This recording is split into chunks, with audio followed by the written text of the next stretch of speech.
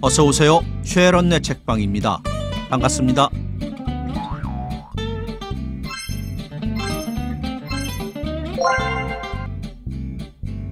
근대 소설의 시작은 이광수요, 완성자는 이태준입니다. 이태준 문학의 작품 세계엔 일제강점기하에 고통받는 민중의 얼굴을 그리고 있는데요. 연민의 정을 베이스로 절망하지 않는 민중의 삶을 섬세하게 표현하고 있습니다. 이태준 문학의 영향을 받은 김동리의 화랑의 후예나 오용수의 박학도에서는 절망적이거나 패배의식이 짙게 깔려있지만 이태준의 민중은 절망하거나 좌절하지 않는 민족의 의지가 담겨 있습니다. 오늘 이 시간은 근대문학 최후의 명문장가 이태준 선생의 대표작 몇 편을 모아봤는데요. 앞서 말씀드린 선생의 작품 세계가 잘 녹아있는 명작 중에 불후선생, 달밤, 폐강냉, 손거부 이렇게 4편을 재편집해서 준비했습니다. 1930년대를 일필휘지로 기록한 선생의 작품의 경의를 표하면서 바로 시작하죠.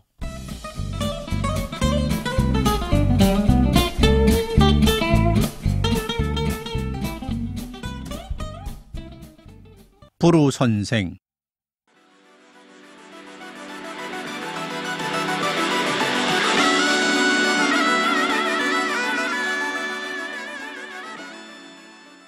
H군과 나는 그를 불후선생이라 부른다.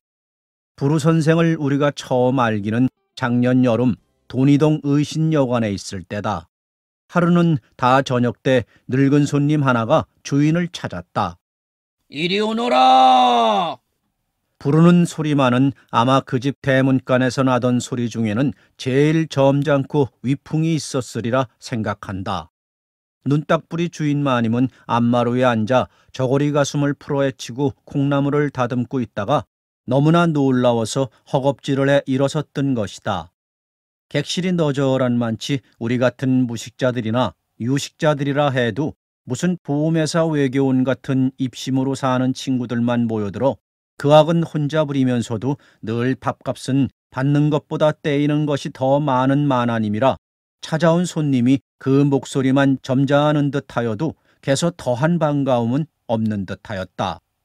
주인 마님은 저고리를 여미고 가래 끓는 목청을 다듬으며 예. 소리를 거듭하며 달려나왔다. 그때 문간방에 있던 H군과 나는 저 마누라의 능청 떠는 걸 좀 보리라 하고 잠잠히 문간 쪽을 엿듣고 있었다. 그랬더니 우리의 상상과는 딴판으로 주인 마님의 목소리는 고분고분하지가 않았다. 고분고분은 그만두고 무뚝뚝한 것도 지나쳐 반역정을 내는 데는 너무나 의외였다. 당신이 찼어? 누굴 보려? 아니, 누굴 보러 온 게 아니요. 여관 영업회가 붙었으니 묵으러 온 것이지. 아니 무슨 손님이 보따리 하나 없단 말이요? 허허, 이게 여관업자로 무슨 무례한 말씀이요. 보따리가 바깝네요. 주인 마누란 겉보기와 속마음은 딴 사람이었다. 아니, 겉과 속이 다르다기보다 H군의 말 맞다나 금붕어에다 비긴다면 그 마나님은 겉과 속이 꼭 같은 사람이었다. 눈알이 붉어진 것도 금붕어요. 얼굴이 붉고 궁둥이가 뒤룩뒤룩하는 것도 금붕어요. 또 마음이 유순한 것도 금붕어 같은 마님이었다. 팔자 타령과 함께 역정이 날 때는 집을 불이라도 지르고 끝장을 낼 것 같다가도 그는 오래 성내고는 자기 속이 견디지 못하는 성미였다.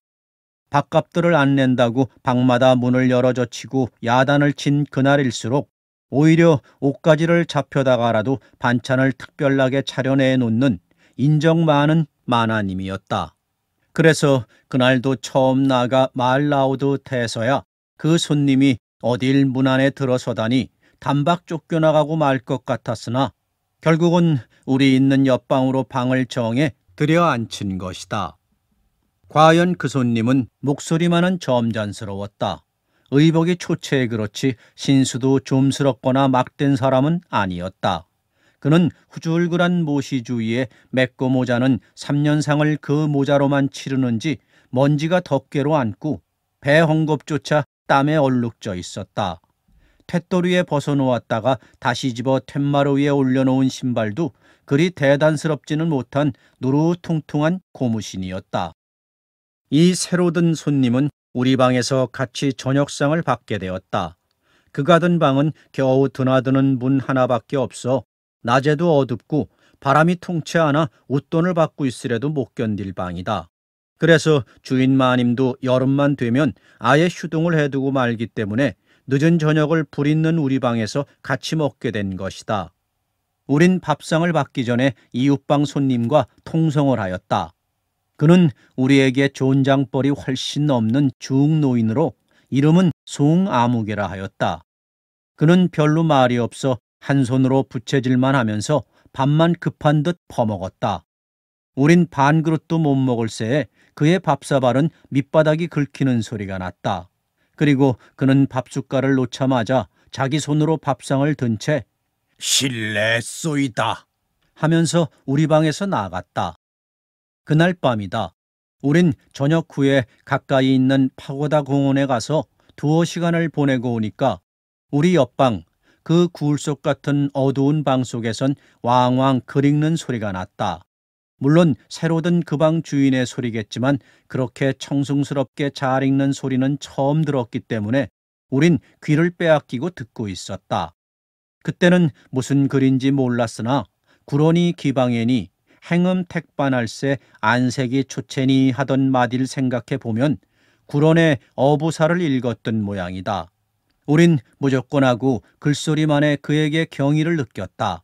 그리고 송 선생님 하고 그를 찾아 그 방은 더우니 우리 방에 와 자자고 청하였다. 그는 조금도 사양없이 우리 방으로 왔다. 그리고 우리가 한 가지 물으면 두 가지 세 가지씩 자기의 신변담을 비롯하여 밤이 깊도록 떠벌렸다. 그때 그의 말 중에 제일 선명하게 기억되는 것은 자기는 10여 년 전만 하여도 처녀석 추수를 받아먹고 살던 귀인이었다는 것과 그 재산이 한말 풍운 속에서 하룻밤 꿈처럼 얻은 것이라 불순한 재물인 것을 깨닫던 날부터는 물 퍼내버리듯 하였다는 것과 한동안은 시대일보에도 중요 간부였었고 최근엔 중해일보에도 자기가 산파역을 한 사람 중에 하나였다는 것과 오늘의 자기는 이렇게 행색이 초췌해서 서울을 객지처럼 여관으로 돌아다니지만 6 식구나 되는 자기 집안이 모두 서울 안에 있다는 것과 이렇게 여관으로 다니는 것은 집에선 끼니가 간데없고 친구들의 신세도 씩씩할 뿐만이 아니라 친구들이라야 모두 문사 간부급의 인물들이라 그들의 체면도 생각해야겠고 또 그네들이 요즘 와선 무슨 은행이나 기업 회사의 중역처럼 안이꼼 부리는 것이 매시꺼워 찾아가지 않는다는 것과 또 이렇게 여관으로 다니면 동지라 할까 나 같은 사람도 알아주는 사람을 만날까 함이란 것 이런 것들이다. 그러면 송 선생은 송 선생을 알아주는 사람을 만나면 무슨 일을 하시겠소? 우리가 물었더니 그는 알아만 주는 것으로 일이 되어 돈이 나올 사람이라야지 하였다. 돈도 많이 낼 사람이라면 말입니다. 나 그럼 신문사 하겠소. 요즘도 셋이나 있긴 하지만 그것들이 신문사요. 조선선 그런 신문사 100이 있어도 있으나 마나요. 하였다. 선생님 댁은 서울이라면서 이렇게 다니시면 댁일은 누가 봅니까? 자제분이 봅니까? 나 천란 자식 없소. 어머니가 아직 생존해 계시고 여편네하고 과수된 재수 하나하고 딸년 둘하고 아들이라곤 이제 12살 나는 것 하나하고 모두 6 식구가 집에 있지만 난 집안일 불고하지요. 불고 안 한 데짜 별 도리가 무예요만. 그럼 댁에서들은 달리 수입이 계십니까? 수입이 무예요. 굶는데 졸업들이 돼서 잘들 견디지요. 몇 달에 한 번 혹 그 앞을 지날 길에 들여다보아야 그렇게 굶고들도 한 명 축 가는 법도 없지요. 정이 굶다 못 견디면 도적질이라도 하겠지요. 그러면 도적질이라도 하게 두신단 말씀입니까? 그때 H군이 물어본 말이었다. 그는 늙었으나 정력이 가득 차 보이는 눈이 더 한층 빛나며 태연히 이렇게 대답하였다. 내가 내 식구들만 먹이기 위해서 도적질을 한다면야 그건 죄가 되지요. 그러나 제각기 제 배가 고파서 훔치는 건 벌받을 만한 죄악은 아니겠지요. 난 그렇게 생각하고 아무런 책임감도 없이 다니요. 그날 저녁 그는 우리 방 윗목에서 잤다. 드러누워서 어찌 방귀를 뀌는지 H군이 견디다 못해 무슨 방귀를 그렇게 뀌느냐 하니 그는 호랑이 방귀라 하였다. 그게 무슨 말이냐 하니까 끼니를 규칙적으로 못 먹고 몇 끼씩 굶었다가 생기면 다부지게 먹으니까 창자 속에 이상이 일어난 표라 하였다. 그 이튿날 아침도 주인 마나님은 이 허술한 손님에게 조반을 주었다. 그리고 조반상이 끝나자 나와서 어서 두어 끼 자셨으니 다른 여관으로 가시오 하였다. 그러나 손님도 손님이라 노염도 타지 않고 여관에서 객을 마대다니 참. 하였다. 아이고 왜 객을 마다오? 누가? 아이 그럼 선금을 내시구려. 돈 잡히고 밥 써먹는 녀석이 어디 있어? 그럼 어서 나가시오. 나 두 끼 밥값도 안 받을 테니 어서 가시오. 나 참 별걸 다 보겠군. 댁이 내게 무슨 친정부치나 되시오? 무슨 턱에 내 집에 와 성하여? 나 참 암만 있어야 밥 나올 줄 아오? 안 내보내면 굶고 견뎌보리다. 그날 저녁은 정말 우리 밥상만 나왔다. 그러니 덥다는 핑계로 사실 그의 방엔 들어앉아 있을 수도 없었지만 그런 핑계로 우리 방에 와 있으니 사람을 옆에 두고 더구나 우린 점심이나 먹었지만 그는 긴 여름날 하루를 그냥 앉아 배긴 사람을 모른 채 하고 우리만 먹을 수가 없었다. 같이 좀 뜨십시다. 아니요. 난 노용래와 달러 잘 굶소. 아무렇지도 않소. 노용래가 미안할 것이니 저녁상이 끝나도록 난 내 방에 가 있으리다. 하고 일어섰다. 그러나 우린 일어서는 그를 잡아 앉히었다. 그리고 수저를 내오라고 어멈을 부르려니까 그는 여기 있노라 하며 조끼에서 커다란 칼을 집어내었다. 그 칼은 이상한 칼이었다. 철물전에 가면 호크 비슷한 것은 있어도 그와 똑같은 것은 나는 아직 보지 못하였다. 어찌 생긴 칼인고 하니 칼은 칼 모양으로 되었는데 칼만 달린 것이 아니라 병막에 뽑는 것, 국물 떠먹기 좋은 움푹한 숟가락, 서양 사람들이 젓가락 대신에 쓰는 사지창까지 달린 칼이었다.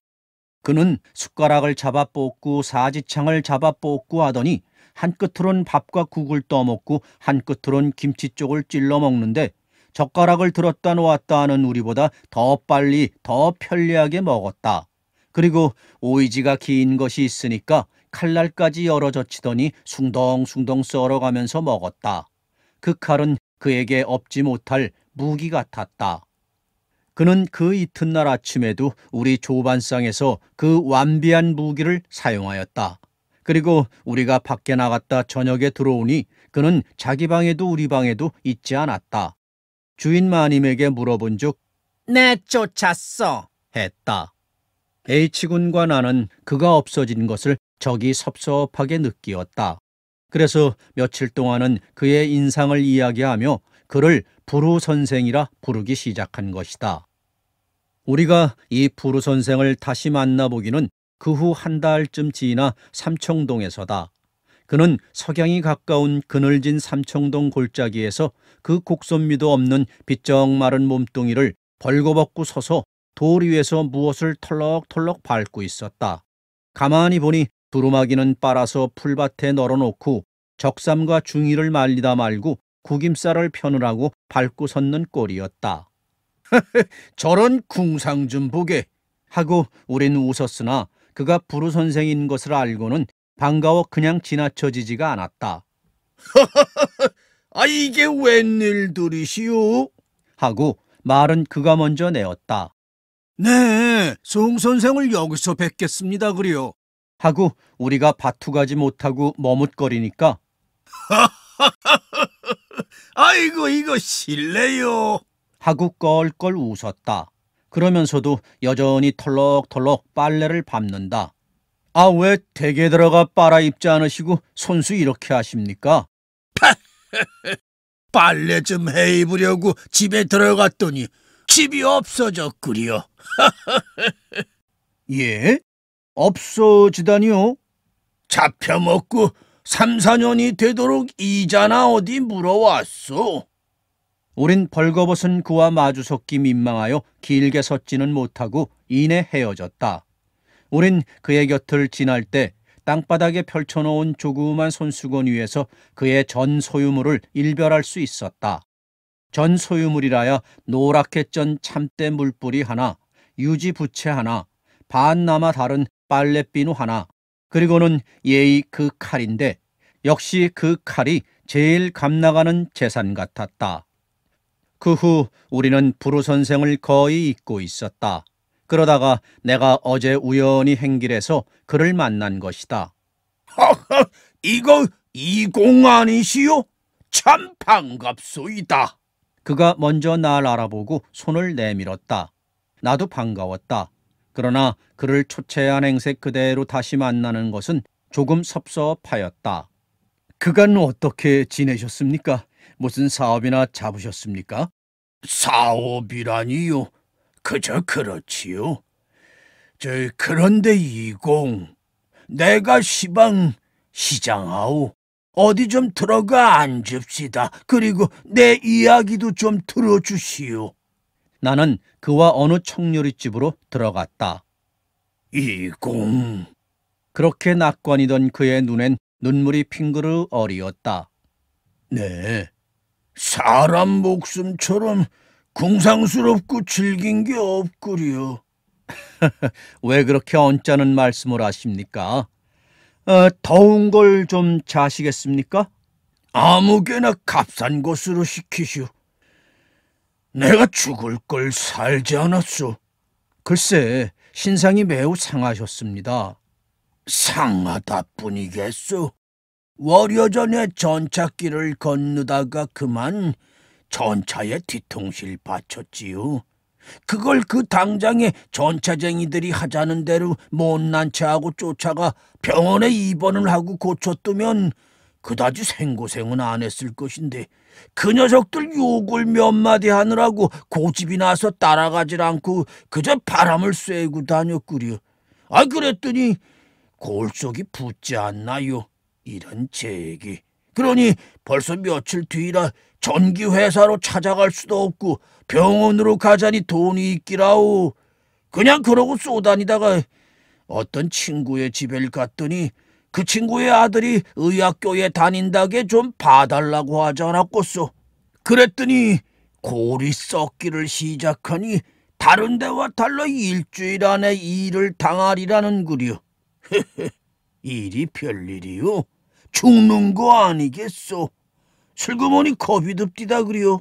그래, 그 길로 몇몇 친구를 찾아다녔으나 한 사람도 만나주질 않아 그냥 돌아서니 그젠 눈물밖에 나는 게 없습디다. 골은 자꾸 뜨겁고 쑤시긴 하고 그젠 그 끔찍할 것도 없는 집안 사람들 생각이 간절해집디다 그리요. 그래서 네 집 뜰 아랫방이란 말만 듣고 가본 적은 없는 데를 두루 수소문을 해서 찾아가질 않았겠소. 그러나 철철이 굶주리는 판에 돈 한 입 들고 들어가지는 못하나마 병신이 돼서 죽으러 들어가고 보니 누가 반가워하겠소. 참 댁에서도 경황 없으셨겠습니다. 경황이 무엇요?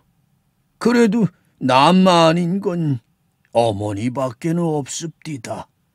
눈 어두신 어머님이 자꾸 붙들고 밤새 울으셨지요. 참 내가 불초자이요. 하고 그의 눈엔 눈물이 다시 핑그르 돌았다. 그래, 어떻게 일어나셨습니까? 그저 죽는 날만 기다리고 있는데 하루는 어느 친구가 어디서 들었는지 알고 인력걸 보냈습디다 그리요. 그땐 그만 자격지심에 그까지 그냥 죽어버리고 말려고 하는데 집안 사람들이 기어이 끌어내서 병원으로 가지 않았겠소. 그러나 병원에선 보돈이 안다는 소리가 때가 늦었으니 가만히 나가 있다가 죽는 것이 고생은 덜한다고 그리는구려. 그러니 꼴만 점점 더 사납게 되지 않았소.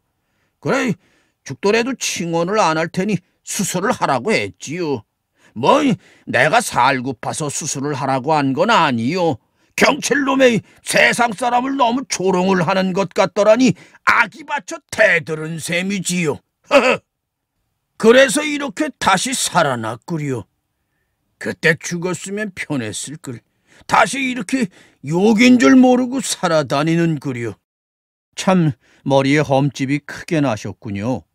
고생한 데다 대면 뭐 험집이야 아주 없는 셈이죠. 아무튼 불행 중 다행이십니다. 욕이죠. 이렇게 살아나서 이 선생을 또 만나는 건 반가워도 이렇게 신세지는 게 다 욕이 아니오. 아이고 원 별 말씀을. 음식이 올라왔다.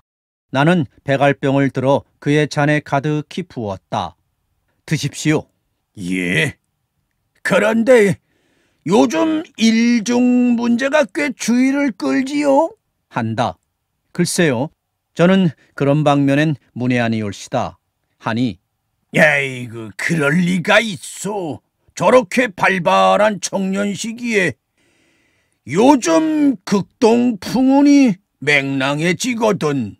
하는 데는 부루 선생은 도련히 지난 여름 의신여관에서 보던 때와 같은 형형한 정열의 안광이 빛나기 시작하였다. 그리고 그는 나의 음식을 먹으면서도 나를 자기가 먹이는 듯 무엇인지 날 압박하는 것이 있었다.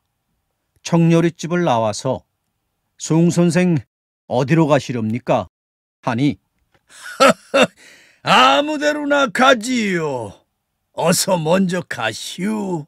하고는 물끄러미 서서 때 묻은 두루마기 자락을 바람에 날리며 내가 전찻길로 나오는 것을 바라보았다.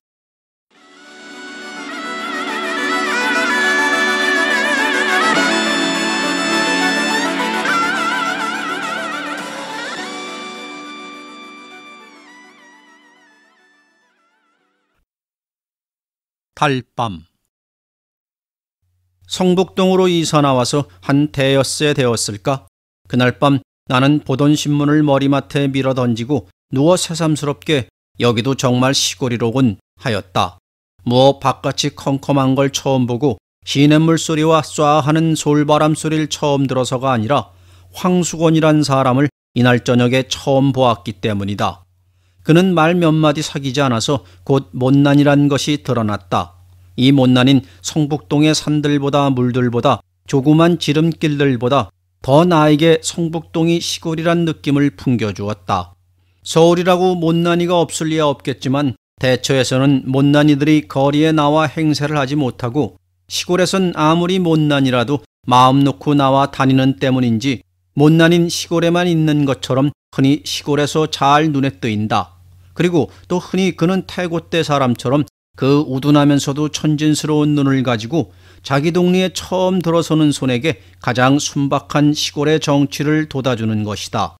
그런데 그날 밤 황수건이는 10시나 되어서 우리 집에 찾아왔다. 그는 어두운 마당에서 꽥 지르는 소리로 아이게 이대기 문안서 하면서 들어섰다. 잡담제하고 큰일이나 난 사람처럼 건넌방 문 앞으로 달려들더니 저 문안 서대문 거리라나요? 어디선가 나오신 대깁쇼? 한다. 보니 합비는 안 입었을 때 신문을 들고 온 것이 신문 배달부다. 그렇소. 신문이요? 아이 그런 걸 사흘이나 저 건너 쪽에만 가 찾았습죠. 쥐기. 하더니 신문을 방에 들어뜨리며 그런데쇼, 왜 이렇게 쬐꼬만 집을 사고 와겠쇼? 내가 알았더면 이 아래 큰 개화집도 많은 거립쇼. 한다. 하말이 황당스러 유심히 그의 생김을 내다보니 눈에 얼른 두드러지는 것이 빡빡 깎은 머리로 돼 보통 크다는 정도 이상으로 골이 크다. 그런데다 옆으로 보니 짱구 대가리다. 그렇소? 아무튼 집 찾느라고 수고했소. 하니 그는 큰 눈과 큰 입이 일시에 희죽거리며 모립쇼, 이게 제 업인뎁쇼. 하고 날래 물러서지 않고 목을 길게 빼어 방안을 살핀다. 그러더니 묻지도 않는데 저는 입쇼, 이 동네 사는 황수건이라 합니다. 하고 인사를 붙인다. 나도 깎듯이 내 성명을 대었다. 그는 또 싱글벙글하면서 댁엔 개가 없구먼 입쇼. 한다. 아직 없소. 하니 개 그까짓 걸 두지 마십쇼. 한다. 왜 그렇소? 물으니 그는 얼른 대답하는 말이 신문 보는 집엔 입쇼, 개를 두지 말아야 합니다. 한다. 이거 재미있는 말이다 하고 나는 왜 그렇소? 하고 또 물었다. 이 뒷동네 은행소에 댕기는 집엔 입쇼, 망하지만한 개가 있는데쇼. 신문을 배달할 수가 있어야 합죠. 왜? 막 깨물려고 덤비는 거립쇼. 한다. 말 같지 않아서 나는 웃기만 하니 그는 더욱 신을 낸다. 그놈의 캔 한번 양떡을 먹여내야 할 텐데 하면서 주먹을 부르대는데 보니 손과 팔목은 머리에 비기어 반비례로 자꾸 가느다랗다. 어서 고날 테니 가 자시오. 하니 그는 마지못해 물러서며 선생님, 이 선생님 편안히 주무쇼. 저희 집은 여기서 얼마 안 되는 거립쇼. 하더니 돌아갔다. 그는 이튿날 저녁 집을 알고 오는데도 9시가 지나서야 신문 배달에 왔습니다. 하고 소리를 치며 들어섰다. 오늘은 왜 늦었소? 물으니 자연 그럽죠. 하고 다른 이야기를 꺼냈다. 자긴 워낙 이 아래 있는 삼산학교에서 일을 보다 어떤 선생하고 뜻이 덜 맞아 나왔다는 것, 지금은 신문 배달을 하나 원 배달이 아니라 보조 배달이라는 것, 저희 집엔 양친과 형님 내외와 조카 하나와 저희 내외까지 식구가 7이란 것, 저희 아버지와 저희 형님의 이름은 무엇이며 자기 이름은 황가인데다가 목숨 숫자하고 세울 건자로 황수건이기 때문에 아이들이 노랑수건이라고 놀리어서 성북동에서는 가가호에서 노랑수건 하면 다 자긴 줄 알리라고 자랑스럽게 이야기하다가 이날도 어서 그만 다른 집에도 신문을 갖다 줘야 하지 않소? 하니까 그때서야 마지못해 나갔다. 우리 집에선 그까지 반편과 뭘 대꾸를 해가지고 그러느냐 하되 나는 그와 짓거리기가 좋았다. 그는 아무것도 아닌 것을 가지고 열심스럽게 이야기하는 것이 좋았고 그와는 아무리 오래 짓거리어도 힘이 들지 않고 또 아무리 오래 짓거리고 나도 웃음밖에는 남는 것이 없어 기분이 거뜬해지는 것도 좋았다. 그래서 나는 무슨 일을 하는 중만 아니면 한참씩 그의 말을 받아주었다. 어떤 날은 서로 말이 막히기도 했다. 대답이 막히는 것이 아니라 무슨 말을 해야 할까 하고 막혔다. 그러나 그는 늘 나보다 빠르게 이야깃거리를 잘 찾아냈다. 5, 6월인데도 꿩고기를 잘 먹느냐고도 묻고 양복은 저고리를 먼저 입느냐 바지를 먼저 입느냐고도 묻고 소와 말과 싸움을 붙이면 어느 것이 이기겠느냐는 등 아무튼 그가 얘기거리를 취재하는 방면은 기상천외로 여간 범위가 넓지 않은 데는 도저히 당할 수가 없었다. 하루는 나는 평생 소원이 무엇이냐고 그에게 물어보았다. 그는 그까짓 것 좀 얼른 대답하기는 누워서 떡 먹기라고 하면서 평생 소원은 자기도 원배달 한번 되었으면 좋겠다는 것이었다. 남이 혼자 배달하기 힘들어서 한 20부 떼어주는 것을 배달하고 월급이라고 원배달에게서 한 3원 받는 터이라 월급을 20여 원 받고 신문사 옷을 입고 방울을 차고 다니는 원배달이 제일 부럽노라 하였다. 그리고 방울만 차면 자기도 뛰어다니며 빨리 돌릴 뿐 아니라 그 은행소에 다니는 집게도 조금도 무서울 것이 없겠노라 하였다. 그래서 나는 그럴 거 없이 아주 신문사 사장쯤 되었으면 원배달도 바랄 거 없고 그 은행소에 다니는 집게도 상관할 바 없지 않겠소?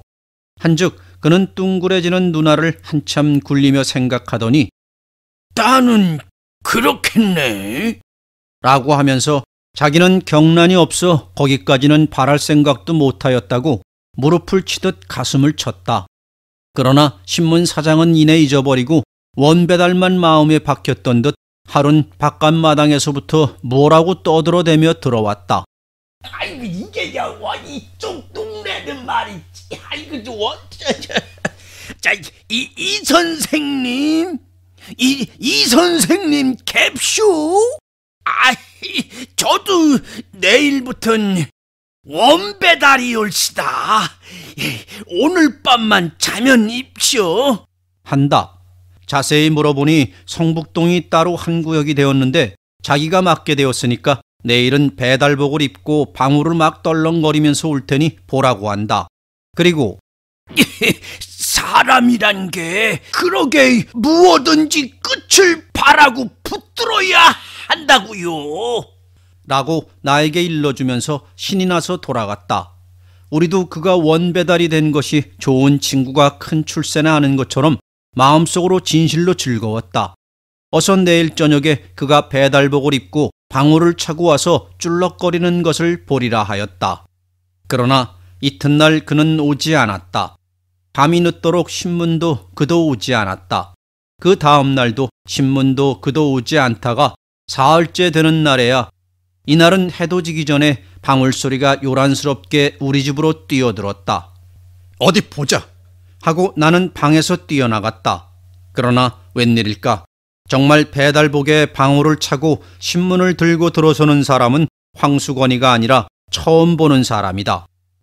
왜 전에 사람은 어디 가고 당신이요? 물으니 그는 아이고 이거 제가 성북동을 맡았습니다. 한다. 그럼 전에 사람은 어디를 맡았소? 하니 그는 픽 웃으며 그까지 반편을 어딜 맡깁니까?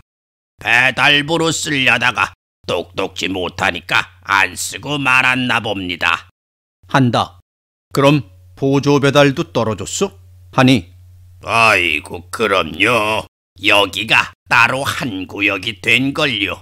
하면서 방울을 울리며 나갔다. 이렇게 되었으니 황수건이가 우리 집에 올 길은 없어지고 말았다. 나도 가끔 문 안엔 다니지만 그의 집은 내가 다니는 길 옆은 아닌 듯 길가에서도 잘 보이지 않았다. 나는 가까운 친구를 먼 곳에 보낸 것처럼, 아니 친구가 큰 사업에나 실패하는 것을 보는 것처럼 못 만나는 섭섭뿐이 아니라 마음이 아프기도 하였다. 그 당자와 함께 세상의 야박함이 원망스럽기도 하였다. 한데 황수건은 그의 말대로 노랑수건이라면 온 동네에서 유명은 하였다. 노랑수건하면 누구나 성북동에서 오래 산 사람이면 먼저 웃고 대답하는 것을 나는 차츰 알았다. 내가 잠깐씩 며칠 보기에도 그랬거니와 그에겐 우스운 일화도 한두 가지가 아니었다. 삼산학교에 급사로 있을 시대에 삼산학교에다 남겨놓고 나온 일화도 여러 가지라는데 그중에 두어 가지를 동네 사람들의 말대로 옮겨보면 역시 그때부터도 이야기하기를 대단 즐기어 선생들이 교실에 들어간 새 손님이 오면 을에 손님을 앉히고는 자기도 걸상을 갖다 떡 마주놓고 앉는 것은 물론 마주 앉아서는 곧 자기류의 만담산매로 빠지는 것인데 한 번은 도 항무국에서 시학관이 나온 것을 이따위로 대접하였다. 일본말을 못하니까 만담은 할 수 없고 마주 앉아서 자꾸 일본말을 연습하였다. 센세이, 오하요 고자이마스까? 아메가 후리마스. 유기가 후리마스까? 시학관도 인정이라 처음엔 웃었다. 그러나 10번 20번을 되풀이하는 데는 성이 나고 말았다. 선생들은 아무리 기다려도 종소리가 나지 않으니까 한 선생이 나와보니 종칠 것도 잊어버리고 손님과 마주 앉아서 오와요 유기가 후리마스까? 하는 판이다. 그날 수건이는 선생들에게 단단히 몰리고 다시는 안 그러겠노라고 했으나 그 버릇을 고치지 못해서 그에 쫓겨나오고 만 것이다. 그는 너의 색시 달아난다 하는 말을 제일 무서워했다 한다. 한 번은 어느 선생이 장난의 말로 요즘 같은 따뜻한 봄날은 옛날부터 색시들이 달아나길 좋아하는데 어제도 저 아랫말에서 둘이나 달아났다니까 오늘은 이 동리에서 꼭 달아나는 색시가 있을걸? 했더니 수건이는 점심을 먹다 말고 눈이 휘둥그레졌다 한다. 그리고 그날 오후엔 어서바삐 하악을 시키고 집으로 갈 양으로 50분 만에 치는 종을 20분 만에 30분 만에 함부로 다가서 쳤다는 이야기도 있다. 하루는 나는 거의 글을 잊어버리고 있을 때 이 선생님 캡쇼? 하고 수건이가 찾아왔다. 반가웠다. 선생님, 요즘 신문이 거르지 않고 잘 없쇼? 하고 그는 배달 감독이나 되어온 듯이 묻는다. 잘오. 왜 그려? 한즉 또 늦지도 않급쇼. 이 일찍이 제때마다 꼭꼭 옵쇼? 한다. 당신이 들어올 때보다 3시간은 일찍이 오고 날마다 꼭꼭 잘 오. 하니 그는 머리를 벅적벅적 긁으면서 하루라도 걸르기만 해라. 신문사에 가서 대뜸 일러봐 주지. 하고 그 빈약한 주먹을 부르댄다. 그런데쇼, 선생님. 왜 그려? 삼산학교에 말씀해요. 제 대신 들어온 급사가 저보다 근력이 세게 생겼습죠? 난 그 사람을 보지 못해서 모르겠소. 하니 그는 은근한 말소리로 희죽거리며 제가 거길 또 들어가 보려고쇼. 운동을 합죠? 한다. 어떻게 운동을 하오? 가지고 날마다 사무실로 갑죠. 다시 써달라고 졸라댔죠. 아이고, 그랬더니 새 급사란 녀석이 저보다 크기가 무척 큰데쇼. 이 녀석이 막 붉은 됩니다. 그래 한번 싸움을 해야 할 텐데쇼. 그 녀석이 근력이 얼마나 센지 알아야 덤벼들 텐데쇼. 헤이. 그렇지. 멋모르고 대들었다가 매만 맞지.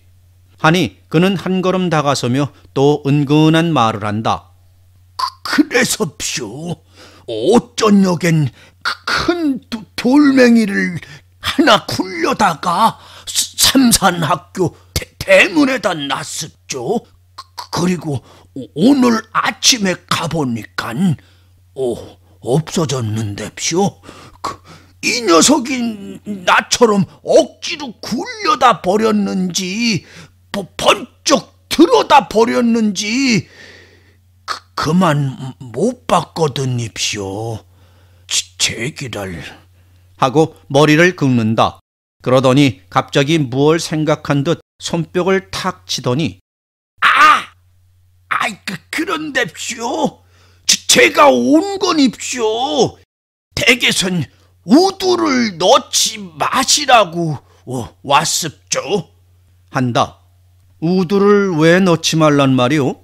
한즉 요즘 마마가 다닌다고 모두 우두를 넣는데쇼.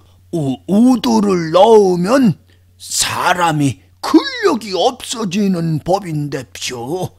하고 자기 팔을 걷어올려 우두 자리를 보이면서 이걸 봅쇼. 저도 우두를 이렇게 넣었기 때문에 근력이 줄었습죠. 한다. 우두를 넣으면 근력이 준다고 누가 그럽디까? 물으니 그는 싱글거리며 아이, 제가 생각해냈었죠. 한다. 왜 그렇소? 하고 캐니 뭘? 저 아래 그 윤금보라고 있는데 그 기운이 장산됩쇼. 아이, 삼산학교 그 녀석도 우두만 넣었다면 그까짓 무서울 것 없는데쇼. 그걸 모르겠거든입쇼. 한다. 나는 그렇게 용한 생각을 하고 일러주러 왔으니 아주 고맙소. 하였다. 그는 좋아서 벙긋거리며 머리를 긁었다. 그래, 삼산학교에 다시 들기만 기다리고 있소? 물으니 그는 아이고, 돈만 있으면 그까짓 누가 고스까이 노릇을 합쇼. 미천만 있으면 삼산학교 앞에 가서 뽀젓이 장사를 할 텐데쇼. 한다. 무슨 장사?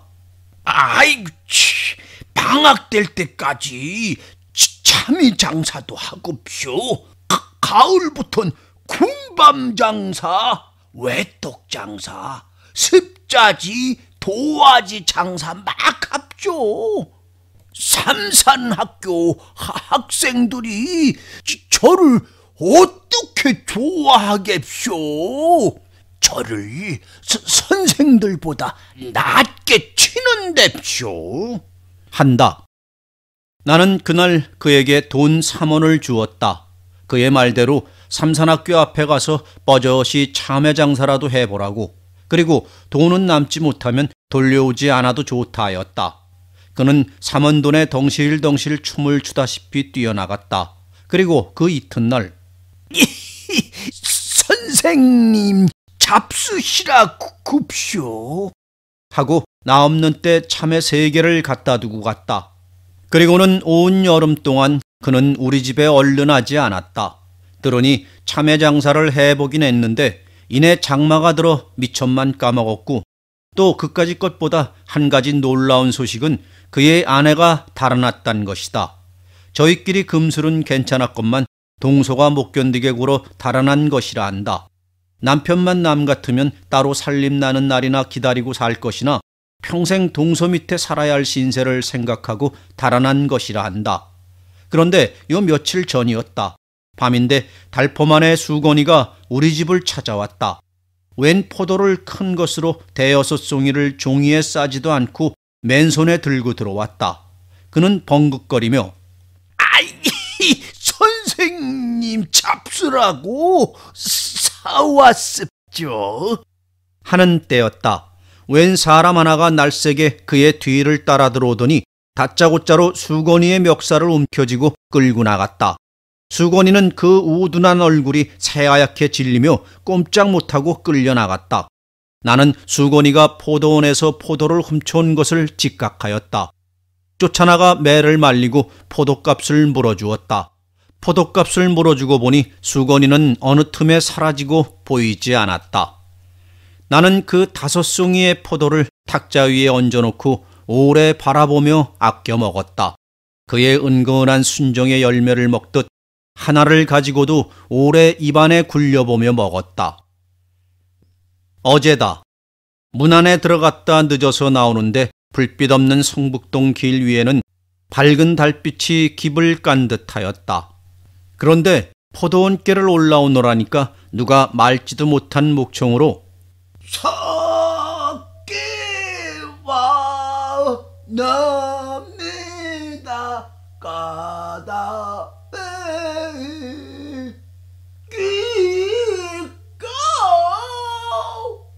를 부르며 큰 길이 좁다는 듯이 휘적거리며 내려왔다. 보니까 수곤이 같았다. 나는 수곤인가? 하고 아는 체 하려다 그가 나를 보면 무안해할 일이 있는 것을 생각하고 휙 길 아래로 내려서 나무 그늘에 몸을 감추었다. 그는 길은 보지도 않고 달만 쳐다보며 노래는 그 이상은 외우지도 못하는 듯 첫 줄 한 줄만 되풀이하면서 전엔 본 적이 없었는데 담배를 다 퍽퍽 빨면서 지나갔다. 달밤은 그에게도 유감한 듯 하였다. 새끼와 납니다 가다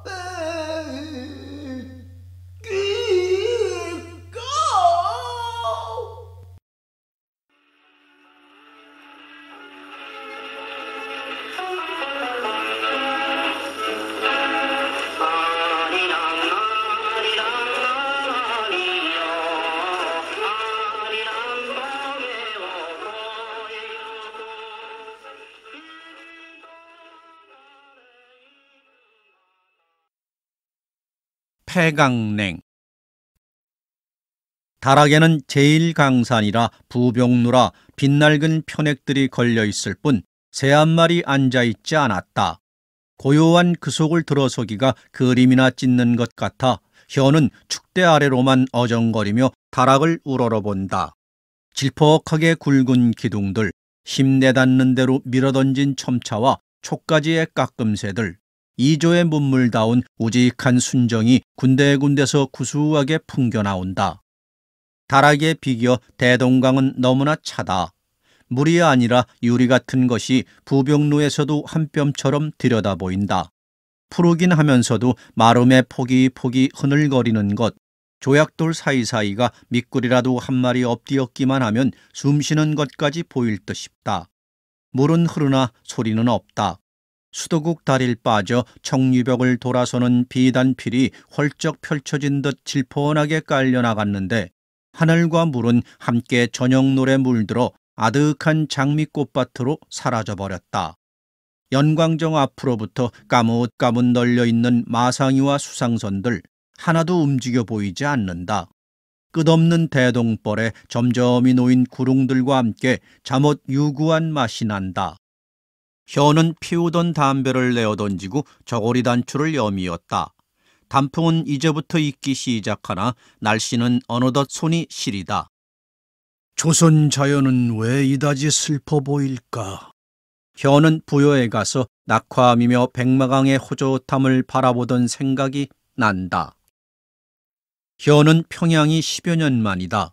소설에서 평양 장면을 쓰게 될 때마다 이번엔 좀 새로 가보고 써야 스케치를 해와야 하고 벼르기만 했지 한 번도 그래서 와보진 못하였다.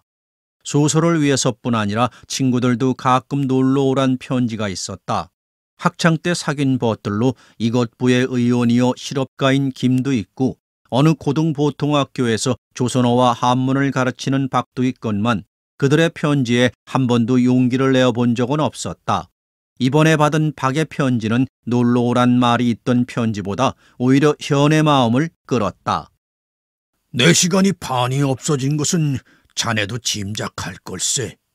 편안하긴 허이. 그러나 전임으로 나가주고 시간으로나 다녀주길 바라는 눈칠세.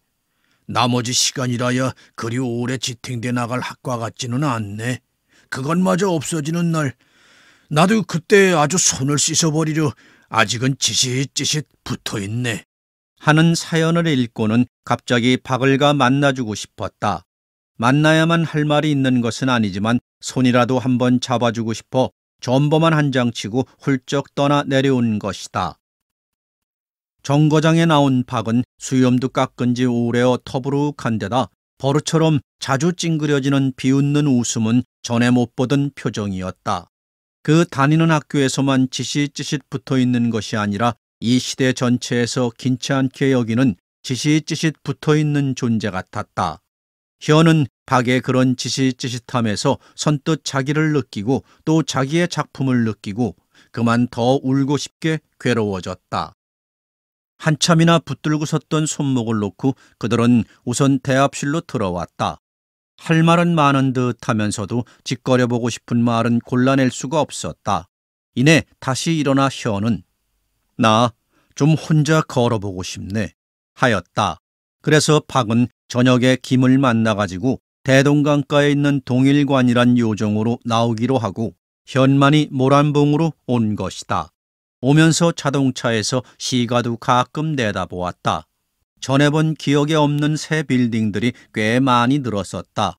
그중에 한 가지 인상이 깊은 것은 어느 큰 거리 한 뿌다기에 벽돌 공장도 아닐 테요 감옥도 아닐 터인데 시뻘건 벽돌만으로 무슨 큰 분묘와 같이 된 건축이 웅크리고 있는 것이다. 현은 운전수에게 물어보니 경찰서라고 했다. 또 한 가지 이상하다 생각한 것은 그림자도 찾을 수 없는 여자들의 머리수건이다. 운전수에게 물으니 그는 없어진 이유는 말하지 않고 잘 없어졌죠. 인전 평양도 서울과 별로 지지 않습니다. 하는 매우 자긍하는 말투였다. 현은 평양 여자들의 머리수건이 보기 좋았었다. 단순하면서도 흰 호접과 같이 살아 보였고 장미처럼 자연스러운 무게로 한 송이 얹힌 댕기는 그들의 악센트 명랑한 사투리와 함께 피양레인들만이 가질 수 있는 독특한 아름다움이었다. 그런 아름다움을 그 고장에 와서도 구경하지 못하는 것은 평양은 또 한 가지 의미에서 폐허한 서글픔을 주는 것이었다. 현은 을밀대로 올라갈까 하다 비행장을 경계함인 듯 총에 창을 꽂아든 병정이 섰는 것을 발견하곤 그냥 강가로 내려오고 말았다. 마침 놀이배 하나가 빈 채로 내려오는 것을 불렀다. 주암산까지 올라갔다가 내려오자니까 거기는 비행장이 가까워 못 올라가게 한다고 한다.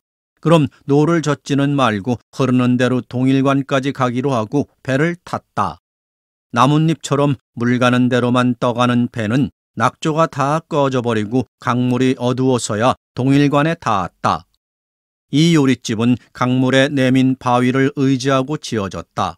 뒷문에 배를 대고 풍악소리 높은 밤 정자에 오르는 맛은 비록 마음 어두운 현으로도 저욱 흥치 도요내짐을 아니 느낄 수 없다.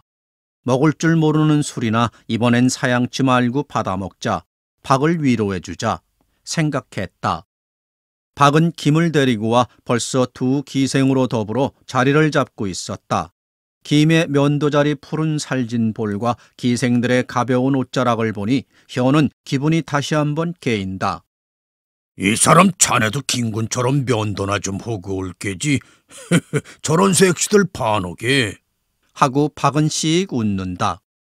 그래 요즘 어떤가 우리 김부의 의연날이. 이 사람 오래간만에 만나 희약가시 붙던가. 자넨 참 늙지 않네 그려. 우리 서울서 재작년에 만났던가? 그렇지 아마 내 그때 도시 시찰로 내지 다녀오던 길이니까. 참 자넨 서평양인지 동평양인지서 땅 노름에 돈 좀 잡았대 그려. 이 사람 선비가 돈말이 하간고. 별 수 있나? 먹어야 배부르대. 먹게. 오늘 저녁엔 자네가 못 먹나 내가 못 먹이나 한번 해보세. 난 옆에서 경평대항전 구경이나 할까? 저희들은 응원하고요. 기생들도 박과 함께 말참여를 시작한다. 시골 기생들 우습지? 우습다니. 기생엔 여기가 서울 아닌가? 금수강산 전기들이 다르네. 기생들은 하나는 방긋 웃고 하나는 새침한다. 방긋 웃는 기생을 보니 현은 문득 생각나는 기생이 하나 있다. 여보게들. 그래. 벌써 12해 됐네 그려. 그때 나 왔을 때 저 능라도에 가오죽 써먹던 생각 안 나? 벌써 그렇게 됐나? 참. 그때 그 기생 이름이 뭐더라? 자네들 생각 안 나나? 그렇지. 비스듬히 벽에 기대었던 김이 놀라 일어나더니 아이고, 이거 정작 부를 기생은 안 불렀네 그리여. 하고 손뼉을 친다. 아니, 그 기생이 여태 있나? 살았지 그럼. 기생 노릇을 여태 해?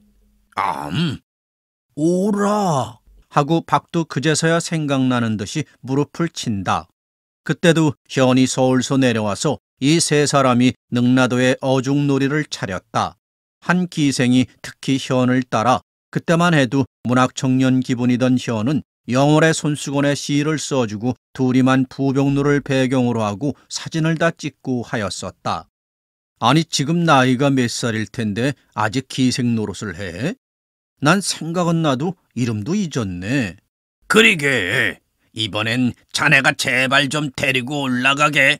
누군데요? 하고 기생들이 묻는다. 참, 이름이 뭐더라? 박두. 이름은 나도 생각 안 나는걸. 하는데 보이가 온다. 기생, 제일 오랜 기생, 제일 나이 많은 기생이 누구냐? 보이는 멀뚱히 생각하더니 댄다. 관옥인가요? 영월인가요? 오, 영월이다, 영월이. 곧 불러라. 현은 저윽 으쓱해진다. 상이 들어왔다. 술잔이 돌아간다.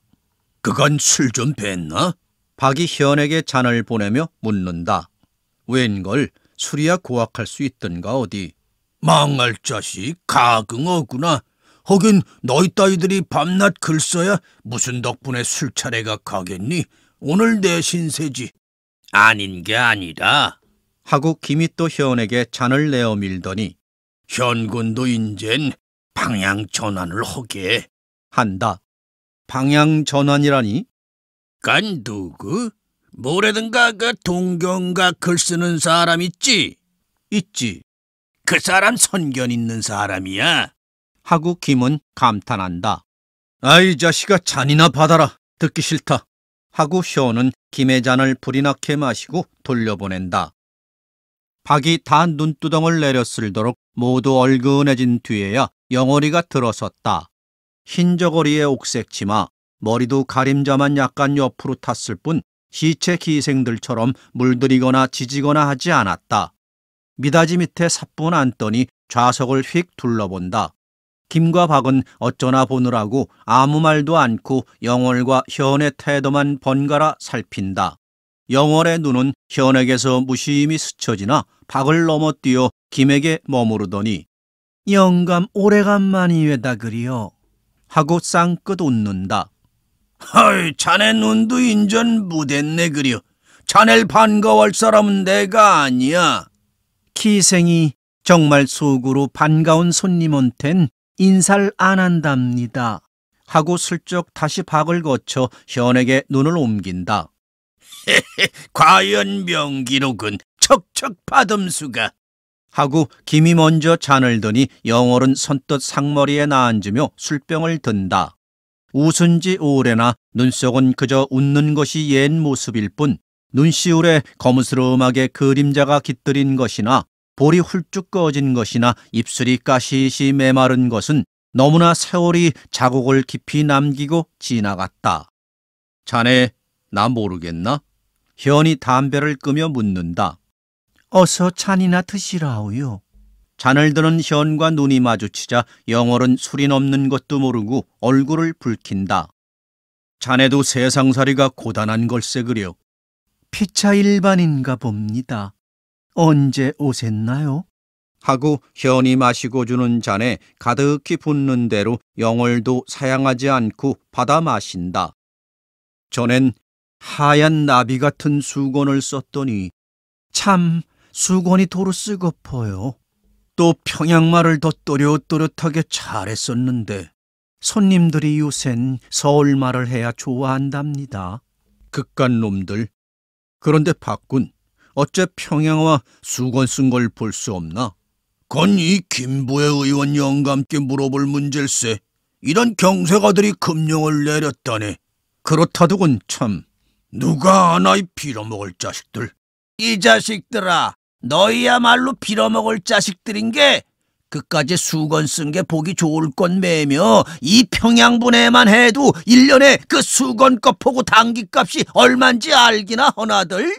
하고 김이 당당히 허리를 펴고 나앉는다. 100만 원이면 문화가치를 모르는 자식들. 그러니까 너희 글 쓰는 녀석들은 세상을 모르고 산단 말이야. 주전 없는 자식. 조선 여자들이 뭘 남용을 해. 여편네들 모양 좀 내기로. 여편넨 좀 고와야지. 돈이 드는 걸. 그래, 집안에서 죽도록 일해 새끼나 길러 산에 뒤치게질해. 그리고 1년에 당기 한 감 사매는 게 과하다? 아서라, 사내들 술값 담배값은 얼만지 아나? 생활개선? 그래, 여편네들 수건값이나 당기값이나 졸여먹고? 요 푼푼치 못한 경세가들아, 저인 남용할 것 다 하고. 망할 자식, 말버릇 좀 고쳐라. 이 자식아, 술이란 실사회에선 얼마나 필요한 건지 아니? 안다. 술만 필요하냐? 고유한 문안 필요치 않고? 돼지 같은 자식들. 너희가 진주를 알 수 있니? 희도 바가니 술이나 고노야로. 사람 우습게 보지 마라, 이 자식. 너희 따윈 좀 박건희 시대무이나. 깔봐도 좋다. 나니? 뭐라고? 나닌 다 뭐 말라 빠진 거냐? 네 술 좀 먹기로 이 자식아. 내 헐말 못할 놈 아니다. 하긴 너한테나 분풀이다만. 하고 혀는 트림을 한다. 어이, 이 사람들 그걸 먹고 벌써 취했네 그려. 박이 이쑤시개를 놓고 다시 잔을 현에게 내민다. 김은 잠자코 안주를 짚는 채 한다. 오래 해먹어서 손님들 기분에 눈치 빠른 영월은 보이를 부르더니 장구를 가져오게 하였다. 척 장구채를 뽑아잡고 저쪽 손으로 먼저 장구 전두리를 뚱땅 울려보더니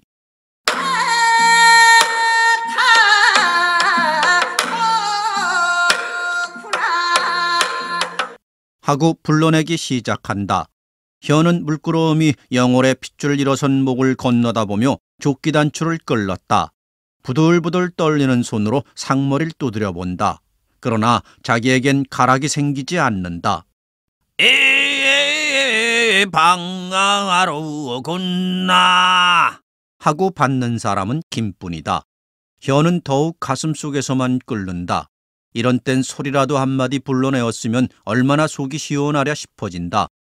기생들도 다른 기생들은 잠잠히 앉아 영월의 입만 쳐다본다. 소리가 끝나자 박은 수고했네 하고 영월에게 술 한 잔을 권하더니 가사를 하나 부르라 청한다. 영월은 사양치 않고 밀어놓았던 장구를 다시 당겨 앉더니 일조낭군 불러낸다. 박은 입을 씻고 하더니 곡조는 서투르나 그래도 꽤 어울리게 이런 시안구를 읊어서 소리를 받는다. 각하 안산진 수궁처 임정 가고옥 영란위를. 박은 눈물이 글썽해 후 한숨으로 끝을 맺는다. 자린 다시 찬비가 지나간 듯 호젓해진다. 김은 보이를 부르더니 유성길 가져오라 했다. 재즈를 틀어놓더니 그제야 다른 두 기생은 저희 세상인 듯 번차 김과 마주잡고 댄스를 추는 것이다.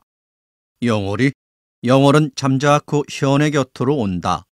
난 자네를 또 만날 줄은 몰랐네. 반갑네. 저 같은 걸 누가 데려가야지요. 눈이 너무 높은 게지. 네? 유성기 소리에 잘 들리지 않는다. 눈이 너무 높은 게야. 천만에. 그간 많이 상하셨어요? 응? 많이 상하셨어요. 나? 네. 자네가 그리워서. 말씀만이라도. 댄스가 한 곡조 끝났다. 김은 자리에 앉으며 현더러 김이 뭐 어더래? 너도 추어라 한다. 난 출 줄 모르네. 기생 불러놓고 댄스나 하는 친구들은 내 일찍부터 경멸하는 발세. 자네처럼 막개의심이 쓰여한 사람도 없을 걸세. 못 추면 그냥 못 춘대지. 막개오심이 쓰요이 고집이 센. 지기 싫어서가 아닐세. 끌어안고 궁뎅이 짓이나 하고 유행가 나부랭이나 비명을 하고 그게 기생들이며 그게 놀 줄 아는 사람들인가? 아마 우리 영월인 딴스를 못할 걸세. 못하는 게 아니라 안 할걸? 아니, 영월 언니가 댄스를 어떻게 잘하게 해요? 하고 다른 기생이 헬게 쳐다보며 가로챈다. 자네도 그래 댄스를 하나? 잘 못한답니다. 글쎄 잘하고 못하고 가네. 어쩝니까? 이런 손님 저런 손님 다 비율 맞추자니까요. 그건 왜? 돈을 벌어야죠. 그건 그리 벌기만 해 뭐로누? 기생일수록 제 돈이 있어야겠습니다. 어째? 생각해 보시구려. 모르겠는데 돈 많은 사내한테 가면 되지 않나? 돈 많은 사내가 변시 많고 나 하나만 다리고 사나요? 그럴까? 본처나 되면 아무리 남편이 오입을 해도 늙으면 돌아오겠지 하고 자식 낙이나 보면서 살지 않아요? 기생이야 그 사람 하나만 바라고 갔는데 남자가 안 들어와 봐요. 뭘 바라고 삽니까? 그리게 살림 들어갔다 오래 사는 기생이 몇 됩니까? 우리 기생은 제가 돈을 마서 돈 없는 사내를 얻는 게 제일이랍니다. 야, 언적 시야라 그 반가운 소리구나. 하고 박이 나앉는다. 그리고 난 한 푼 없는 놈이다. 직업도 인젠 뱀뱀치 못하다. 내 예편내라야 늙어서 바가지도 긁지 않을 거고 자네 돈 맞으면 나하고 사세. 하고 영월의 손을 끌어당긴다. 이 사람 영월인 현군 걸세. 참 돈 가진 기생이나 얻는 수밖에 없네. 인젠. 하고 현도 웃었다. 아닌 게 아니라 자네들 이제부턴 실속 차려야 하네. 하고 김은 힐끗 현의 눈치를 본다. 더러운 자식.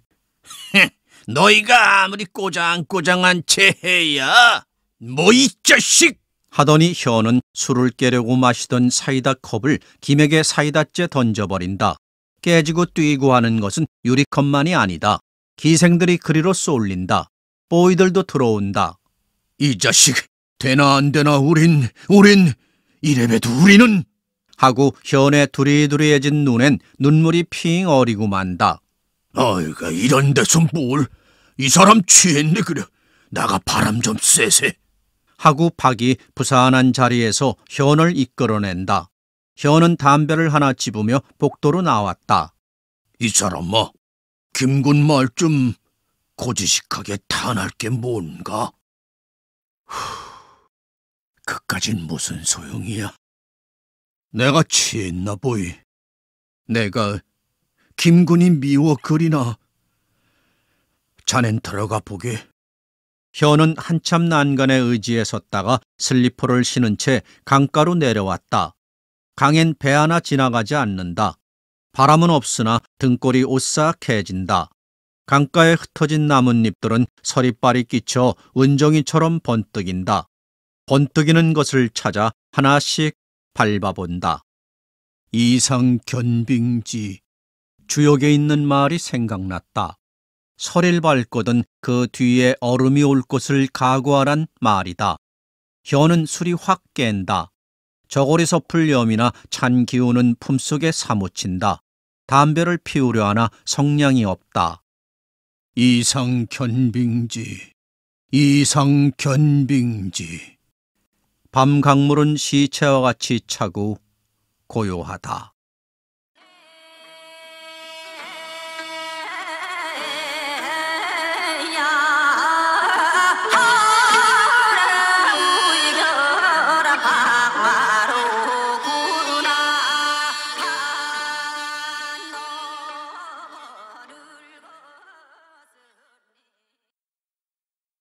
손거부. 손서방도 성북동에서는 꽤 인기 있는 사람이다. 무슨 일이 벌어지거나 혼인이거나 초상이거나 집터 닦는 데거나 우물 파는 데거나 하다못해 뉘집 아이가 넘어져 다쳐가지고 떠들썩하는 데라도 손서방이 안이 나서는 데는 별로 없다. 일정한 직업도 없지만 천성이 터벌터벌하여서 남의 말참 이야기를 좋아하고 아무한테나 허튼 소리를 잘 걸다가 때론 당치 않은 구설도 듣는 수가 덜어 있지만 아무튼지 떠들썩하는 자리엔 누구보다도 잘 어울리는 사람이 손서방이다. 그래 자기도 어디서 문소리 한 번만 크게 들려와도 이내 그리로 달려가는 버릇이거니와 저쪽에서들도 혼상간에 마당이 좀 왁자해져야 될 일이 벌어진 집에서는 을의 손서방을 찾아다니며 데려간다. 그래도 웬일인지 한 번도 술은 취해서 다니는 것을 보지 못하였고 또 아무리 입에 거품을 물고 여러 사람과 떠들다가도 안면이 있는 듯한 사람만 지나가면 을에 휙 돌아서 깍듯이 인사하는 것도 그의 특성이다. 나더러도 그리 친하기 전부터 아침이면 을에 지금 사진 없쇼. 저녁이면 을에 이대 나오십디오. 하는 것이다. 작년인데 그때가 봄인지 첫여름인지는 잊었지만 늘 지나다니기만 하던 손서방이 하룬 우리 집으로 들어왔다. 이댁 선택님이 계신가 원. 혼잣말처럼 짓거리면서 들어서는데 책이면 아마 4,600판이나 되리만한 널빤지 하나를 들고 왔다. 어서 오시오. 네, 계시군요 마침. 그건 뭡니까? 네. 그는 눈을 슴뻑거리고 잠깐 희죽희죽 웃기만 하더니 문패 하나 써주십사고 왔습니다. 하였다. 그려? 무슨 문패인데 그렇게 큰 데다 쓰오? 어디 제 돈만 씁니까? 별걸 다 쓸 거립시오 인젠. 별거라뇨? 거저 제가 써달란 대로만 써두십시오. 나는 더 물을 것 없이 먹과 붓을 가지고 마루로 나와 그 판대기를 받아들었다. 그럼 뭐라고 쓰라오? 불루. 가만 캡시오. 그는 힐끈 문간 쪽을 돌아보더니 손을 휙 둘러매면서 무슨 짐승을 내어쫓듯 요던 망할 것들이 하였다. 보니까 다른 때도 늘 그의 꽁무니에 줄줄 따라다니던 그의 두 아들이었다. 한 녀석의 얼굴이 쑥 나왔다가 코를 훌쩍하고 움츠리면 다른 한 녀석의 것이 또 쑥 나왔다가 그렇게 하고 움츠렸다. 아이들이 온게로구려. 원 망할 새끼들이 똥 묻어갈 죄도 없이 쫓아댕깁니다. 그려. 가만두. 그러면 어떠우?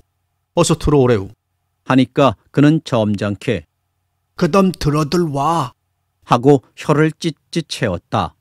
들어오는 것을 자세히 보니 하나는 10살쯤 되어 보이고 하나는 5-6살 돼 보이는데 눈썹이 적고 눈이 귀리 눈이요 입만 메기처럼 넓적한 것이 시죽대는 것 섞은 똑 저희 아버지의 얼굴이었다. 그래, 뭐라고 쓰라우? 첫 번엔 성북동을 써야겠습죠? 글쎄요. 그러나 번지는 따로 써붙이지 않우?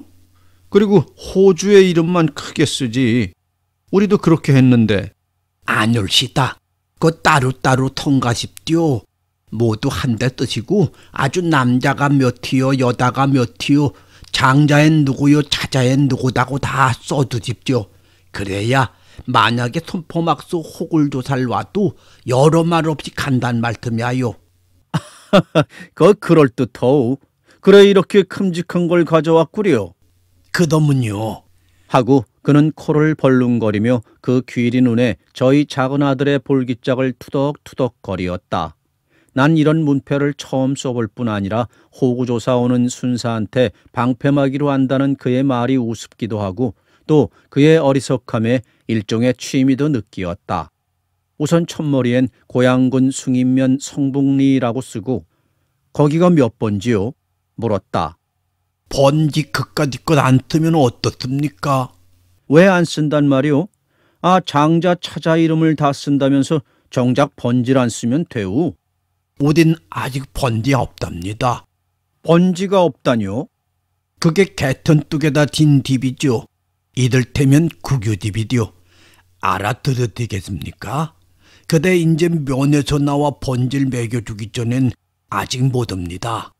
글쎄 그렇다면 몰라도. 호준 당신이요? 네, 호두라고 쓰시고 그 밑에단 손거부라고 쓰시는데 손나라 손자, 클 거자, 부자 부자 그렇습죠. 이름이 아주 배부르구려. 그래도 배가 고픈 때가 많어 걱정이랍니다. 해서 우린 같이 웃었다. 난 그가 하란 대로 호주를 쓰고 손거부를 썼다.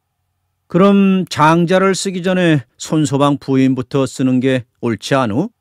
그까짓 것 썸 못합니까? 그까짓 거라뇨? 부인은 식구가 아니오? 쓰실 것 없죠. 그까짓 내편 내가 사람값에 갑니까 어때? 예? 여보, 그래도 부인이 있길래 저렇게 아들을 낳지 않았소. 부인 성씨가 뭐요? 이름 석건. 못 쓰실 것 없대도요. 이름이 뭔지도 여태껏 20년을 살아야 모릅디요. 하고 저희 삼부자가 다 희죽거리고 웃었다. 그럼 부인은 빼고 장자엔 이름이 뭐요? 이 녀석인데 대성이답니다. 큰데어구 이를 성자요? 네, 또 차자엔 제요? 네, 복성이랍니다. 복복자 이룰 성자? 네, 그 이름이 모두 훌륭하오. 저 아대 구당님이 지셨답니다. 참 잘 지셨소. 네. 하고 손소방은 침을 뱉더니 어디 이름대로 갑니까? 저도 이름대로 됐다면 부러울 게 없게요. 하였다. 이제 정말 거부가 될 날이 있을지라 아오? 틀렸습니다. 싹이 노랬는 걸 입시오. 왜요? 이제 벌면 되지. 이다면 남자가 몇이고 여자가 몇이라고 쓰랬죠? 네, 남이 우리 삼부다 알러 삼이요. 여가 일이라 하십시오. 딸은 없구려. 하나 있다 잃었답니다. 어이구, 고명딸이 될 걸 잃었구려. 잘 두고뜯죠. 딸다대기란 제 돈과 제 뒤채가 있고 말이지 좀 쳐놉니까? 어떤 녀석이 제 자식을 갈보나 창기로 팔구포 팔겠습니까? 돈과 뒤태 없다 보니 그리 되는 겁죠. 그렇게 보면 참 딸 자식이 천억인 허우. 따는 그럼요. 이런 사내 자식들이야 받아먹으랴 팔아먹을 수가 있냔 말씀이야요. 그러게 예로부터 아돌 하는 거 아닙니까? 하고 또 아들이 기특한 듯 두 녀석의 노랗다 못해 빨간 머리를 한 손으로 하나씩 쓰다듬었다. 꽤 아이들을 귀해하는구려. 그럼 입죠. 내가 왜 천량이 남가같이 있습니까? 일가 친척이 있긴 합니까? 그저 이 녀석들 기르는 재미죠. 자, 다 썼소. 한번 읽으리까? 네. 고양군 숭인면 성북리 호주 손거부 장자 대성 차자 복성 남삼 여일. 그러 됐소? 네, 좋습니다. 그런데 그 끝에 도합은 안 매기십니까? 도합이라뇨? 인구가 도합의 4인이라고요. 나는 다시 붓에 먹을 찍었다. 인구라고? 식구라는 게 좋지 않겠소? 인구가 도합 4인이다 하십지요. 그가 쓰라는 대로 인구 도합 4인까지 마저 써주었다. 그 다음부터 손서방은 일이 있건 없건 우리 집에 자주 들렀다. 이달 액도 날이 챙결입니다. 아십죠? 또 이달 액도 날 요 아래 액도 학교서 우두 넣는답니다. 아십니까? 이런 소식을 그는 동네 소인보다도 더 빠르게 일러주었고 저 건너 탈구나무 100기터가 매평 8원씩에 팔렸답니다. 혹은 요 넘어 논꿀서 지난밤에 도둑을 튕겼대요. 소문을 들으셨어요? 이런 것도 일부러 찾아와 일러주곤 하였다. 한 번은 오더니 오늘은 뭐 엿도 드릴 게 있어 온 게 아니다. 선생님과 의논할 게 있어 왔습니다. 하였다. 의논할 게 있어요? 여기 와 앉으시오. 네. 역시 꽁무니에 따라 들어오는 두 아들 중에 큰 녀석을 가리키면서 이 녀석이 제법이란 말입니다. 아마 애비보단 낫려는가 봅니다. 하였다. 나야지 못했소. 아, 학교에 닦고 다니겠답니다 그려. 그 보내야 옳겠듬죠. 옳고 여부가 있소. 늦었지요. 혹인 이 세상에 괄세를 안 받고 탈려면 공부가 있어야겠더군요. 그래 요와 렉렉저 학교에 가 사정을 했더니 내일 학생들 아이를 데리고 오라고 하더군요. 그거 잘 됐어. 공부시키는 게 여불 없이 좋은 일입죠. 아, 글쎄 의뢰 시켜야 할 게죠. 여북한 사람이 자식을 가리키지 못하오. 그덤 됐습니다. 좀 어정쩡해서 선생님 말씀을 듣고 하려고 왔습디요. 그 이튿날 아침인데 손서방은 동저고리 바람이나 깨끗이 빨아다린 것을 입고 학교에 가는 길이라고 우리 집에 들렀다. 선생님, 황송합니다만 헌 모자 있으시면 잠깐 좀 빌리십디요. 쓰고 가시게? 네. 두루매기도 없이요? 없으면 대수입니까? 그좀 맨머리바람이 인사가 아닐 것 같고 또 맨머리바람으로 애비되는 게 학교에 드나들면 자식의 길을 꺾어 놓는 거단 말씀이야요. 알아들으시겠습니까? 알았소. 내 모자 쓰고 갔다 오. 그는 골이 커서 그런지 자리가 잡히지 않아 그런지 떠들썩하게 얹혀지는 내 소프트를 쓰고 기운이 나서 나갔다. 그러나 그 뒤에 따라가는 그의 두 아들 녀석들은 쳐다보고 서로 쿡쿡 찌르며 웃었다. 그 뒤부터 대성이 녀석은 날마다 학교에 간답시고 책보를 끼고 지나갔고 손서방은 전보단 좀 뜸하게 보이었다. 웬일이요? 요즘은 잘 만날 수 없으니? 한 번은 물으니 공부 하나 시키는 게 전과 달습니다 그려. 책사주 월사금주 하고 돈을 달랍죠. 또 다 굶어도 학교에 갈 놈이 어떻게 굶깁니까? 그래 진일 마던 일 막 쫓아댕깁니다. 하면서 휑하니 달아났다. 한 번은 손에 피를 뚝뚝 흘리면서 올라왔다. 아 웬일이요? 이제 태적장소 일하다가 돌에 지쳤습니다. 대단허우. 엄지손가락 하네. 어휴, 아마 못 쓰게 됐나 봅니다. 그 후 얼마 안 있어서다. 아침에 산보 삼아 뒷산으로 올라갔더니 미륵당 쪽 골짜구니에서 웬 울음소리가 났다. 아이의 울음소리인데 엄살하는 것을 보아 매를 맞는 소리였다. 슬금슬금 그쪽으로 가까이 가보니 손서방이 저희 큰 아들애를 끌고 올라와서 때리는 것이었다. 이놈 못됐기 애빈 먹을 걸 못 먹고 가리켜 보는데 이놈 못됐기 뭐 학교엔 안 가고 진교계로만 싸댕겨.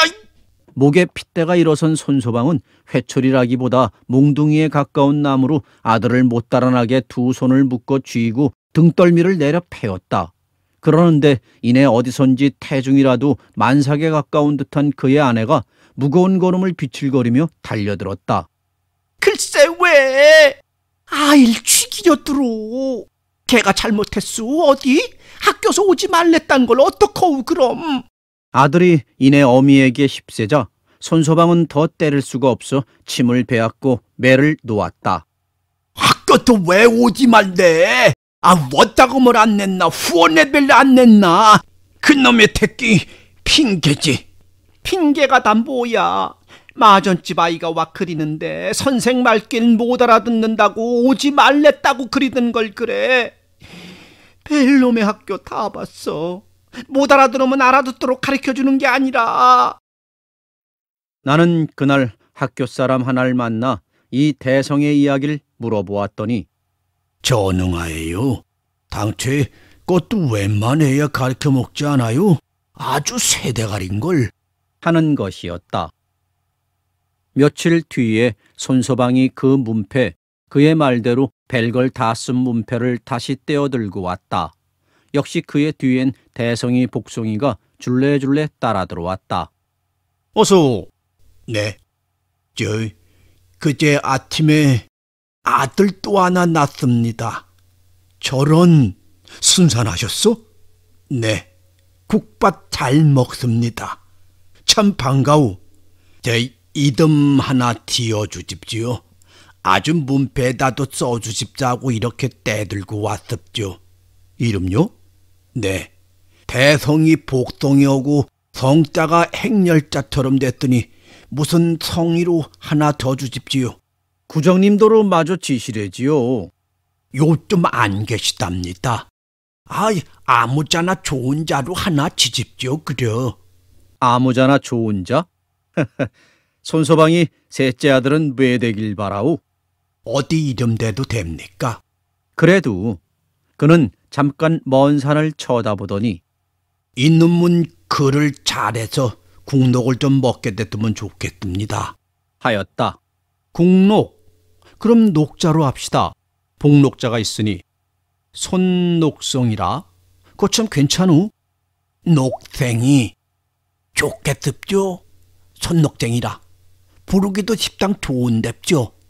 그럼 삼자에 녹동이라고 또 써놔야겠습죠. 그럽시다. 인구수도 하나 또 늘고. 나는 먹과 붓을 내어 그 문패에다 삼자 녹성을 써넣고 인구도 앞 4인에는 5인으로 고쳐주었다. 그리고 먹장난을 하려는 대성이더러 이놈 왜 학교에 안 댕겨? 하였더니 손서방이 참 하고 놀라면서 말씀드리고 가자는 걸 잊을 뻔했군요. 그 녀석 공부 안 시키겠습니다. 하였다. 그리고 내가 왜 안 시키느냐고 묻기 전에 이내 말을 계속하였다.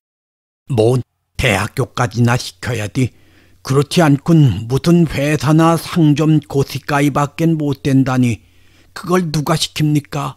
막벌이에 먹는 게 마음 편없죠. 안 그렇습니까?